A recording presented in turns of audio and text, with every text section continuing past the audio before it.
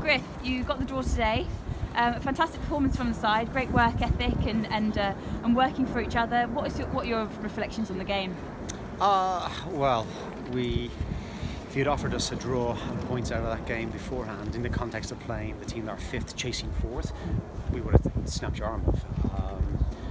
The reality is, when you actually get to the other side of the 80 minutes and you realise we could have won that game, that's always disappointing. But that's, I think, we just had a conversation there. The girls are really enthused, so it's a positive.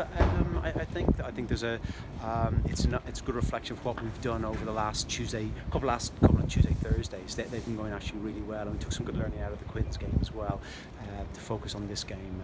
So it's a nice end to the block that we've had, and I think what's been even nicer is that each block, this is what the block 4 has, I think our performance is getting better and better. So we've been able to pull points out of those games, which is always pleasing. Yeah. And you had quite a few injuries and players off on international duty this week. How impressed are you with the players that stepped up today? Well, and that's, I think, credit to what we were trying to do Tuesdays and Thursdays. So yeah, the fact that we can go 15 on 15 in our training, our development squad, our second squad, are now getting stronger. We've got some younger players, some new players coming in, and they're coming in with not only a new attitude but also a slightly newer, bigger, better skill sets, and that's forcing everybody else to up their game. So that's what I keep coming back to. Our Tuesdays and Thursdays are getting better. It's whether or not we can get more consistent reflections of that on a Saturday, and hopefully today is exactly that. So it's a nice way to end this block. It's a real pleasure to have these younger players coming through, and I thought Emily Stone, for instance, on the wing had a great game. Julie in the centre had a great game. Moving Tess on the wing, she was outstanding against an excellent winger. And Grace is coming along, having Fee back, who came off the bench there, back into the second row, was really good as well. So it's nice to have just the depth, which keeps everybody on their toes, which is always good things. Definitely. Where can you still improve, do you think, as a squad? I think the reality is, we're 7th for a reason. Keep coming back to Tuesday, Thursdays.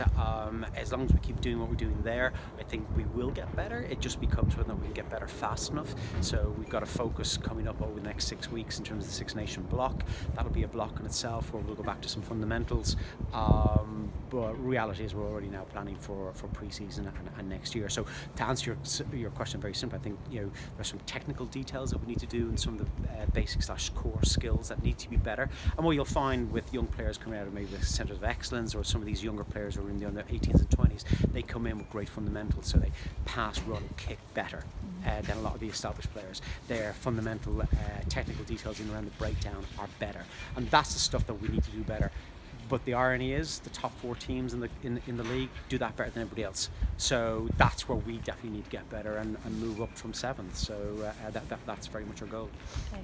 And just finally, as you mentioned, a 2-month break for the international period. Is it a good opportunity to be able to work on these fundamental skills, or do you see it as a bit of a too long a break, loss of momentum, that sort of thing? Oh, it's a farcical break in the season. Like, it just makes no sense at all. As coaches, we've chatted as a group with the RFU around that. I think we agree on that.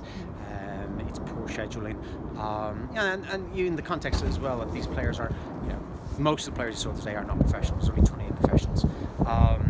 It makes life very difficult for them when you're extending seasons, breaking in momentum and focus, etc. So we can only take the positives out of it. Ideally that wouldn't happen, so it'll be interesting to see what happens now next year once we get those discussions. But fundamentally, no, we wouldn't want that break. It'd be very difficult to come back just for 2 games, and the issue then becomes, if you're not chasing. I think Gloucester, probably the only team now chasing 4th.